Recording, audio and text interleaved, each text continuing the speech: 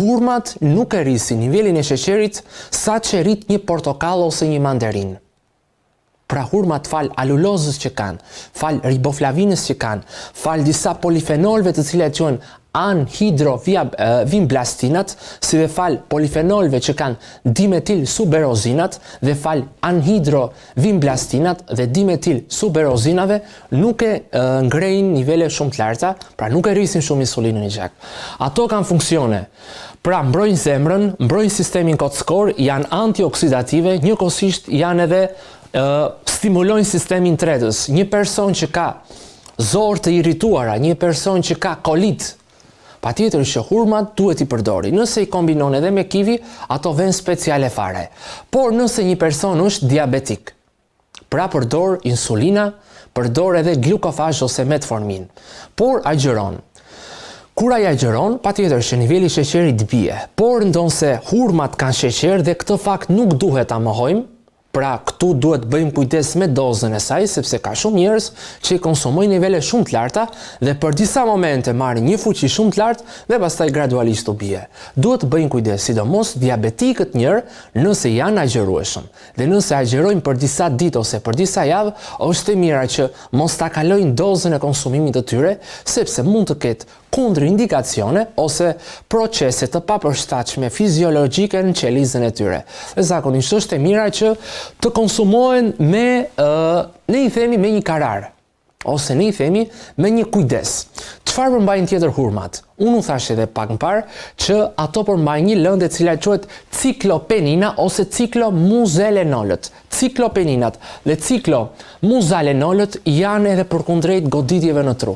Pra ciklopeninat, ciklomuzalenolët, kryesisht antioksidant, i cili quhet ciklomuzalenol, bën të mundur reduktimin e insulteve cerebrale. Ciklopeninat njëkohësisht nuk lejojnë ato proteinat ose nuk lejojnë mbeturinat e një insulti cerebral, cilat mund të jenë protrombina, fibrinogen, mund të jenë prostaglandina, aktivizues të receptorëve të TNF-s, mund të jenë transduktues të sinjaleve të ndryshme, mund të jenë faktorë stimulus të granulociteve, pra proteina të ndryshme, të denatyruara, mblidhen në enën e gjakut dhe bëjnë të mundur mbylljen. Por fal këtyre antioksidantëve që unë përmenda, të cilat quhen ciklomuzalenol, ciklopeninat, por dhe një lëndë tjetër e cila quhet taksadienët, e parandalojnë goditjen cerebrale dhe janë të shëndetshme për të parandaluar aterosklerozat. Aterosklerozat quhen kur brenda enës së gjakut mblidhen mbeturinat. Këto mund të jenë nga trigliceridet, por dhe nga lipoproteinat me densitet të ulur.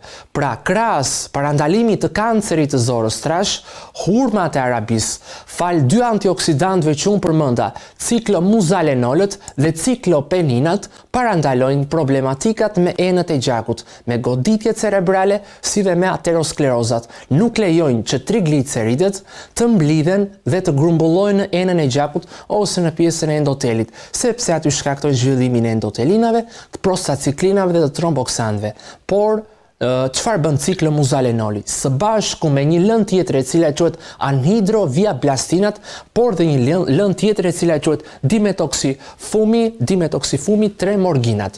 Dimetoksifumi-tremorginat përsëri nuk lejojnë kalcifikimet në enët e gjakut. Tani do thoni ju që unë përmenda dhe pak trigliceridet. Ky antioksidant që unë ju përmenda, dimetoksifumi-tremorginat, nuk lejon rritjen e kolesterolit të keq. Pra, konsumimi i hurmave të arabis është edhe përkundrejt rritjes kolesterolit të keq që ne kishim pak tek mëlçia, pra tek fotoa e cila tregonte mëlçin.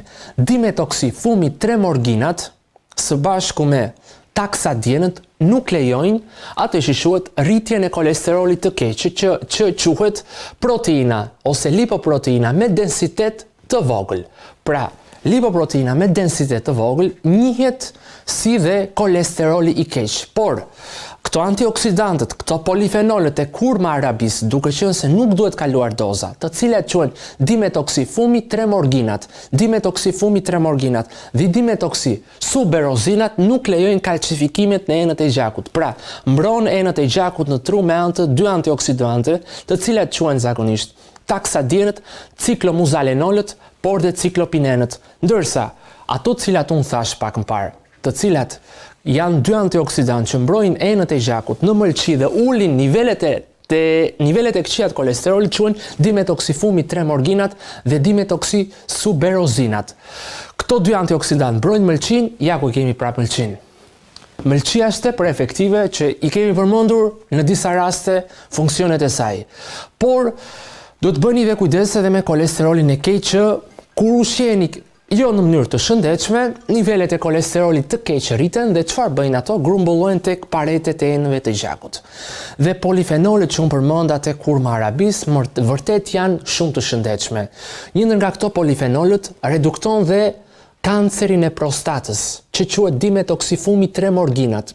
Dimetoksifumi tremorginat dhe dimetoksi ose dimetil suberozinat reduktojnë dhe kancerin e prostatës, por dhe problematikat me LDL-n ose me kolesterolin e keq apo me lipoproteinën me densitet të ulur, por me kujdes.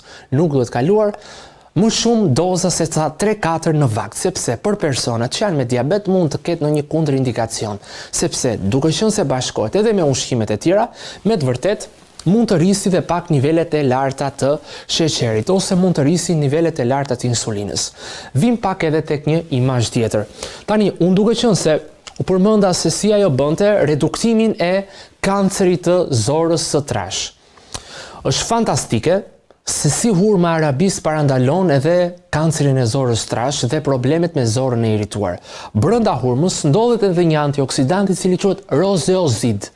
Rozeozidet parandalojnë atë që quhet problemet me oreksin e pakët.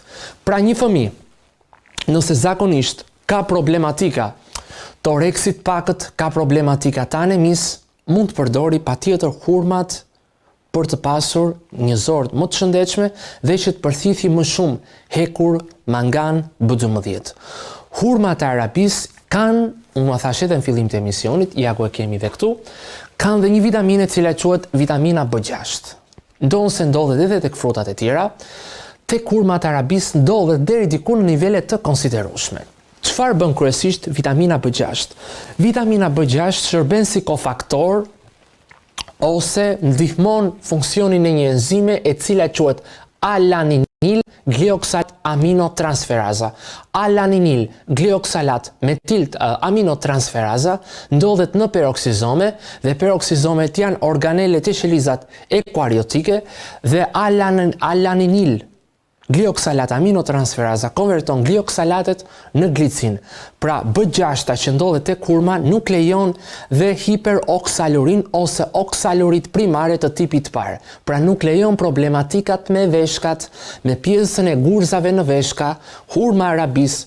Roli i hurmës arabis edhe i bërthamave që ndodhen atje nuk lejojnë as problematikat me gurët në veshka, duke qenë se përmbajnë vitaminë B6 dhe vitamina B6 ndihmon enzimën e cila quhet alaninil glioxalat aminotransferaza për të konvertuar glioxalatin në glicin.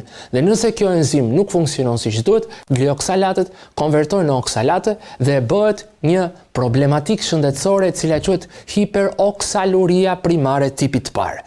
Pra B6 e cila ndodhet te hurmat arabis mbron veshkën, mbron dhe glomerulat arterial në veshk. Unë përmenda sheqerin e frutave, që këtë nuk duhet të harrojmë që me të vërtet është i ndodhur atje, por nuk duhet kaluar doza. Dhe sipas studimeve të cilat janë bërë, më së shumti sheqerin deri diku e rrit, mund ta themi në një portokall se sa e rrit një mandarin.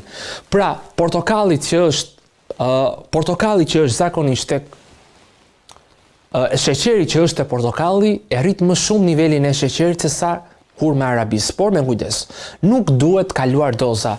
Ajo që nuk e rrit sheqerin nivele shumë të larta tek hurmat arabis janë këto cilat unë përmenda, metilen cikloartenolët, unë përmenda ciklomuzalenolët, ciklopeninat, unë përmenda dimetil suberozinat, unë përmenda dimetoksifumi tremorginat. Pra janë këto antioksidantët, e zëm dimetoksifumi tremorginat, si dhe anhidrovimblastinat i mbrojnë shumë ato qelizat të cilat ndodhen tek endoteli dhe nuk lejojnë ndonjë inflamacion. Por është e mira që doza mos të kalohet dhe mos t'i bëni pak mund ta themi ne, mos t'i ngarkoni shumë funksionet e enzimave të pankreasit. Dhe në vaktin e iftarit është e shëndetshme 3 deri në 4 hurma në ditë në vakt dhe iftari të mbyllet me çaj mente ose me çaj kanelle, sepse kanella e balancon prodhimin, sepse përmban disa kumarina, përmban acid ferulik, përmban luteol dhe ksantomikrole, çfarë bën? Redukton ose balancon pjesën e sheqerit në gjak.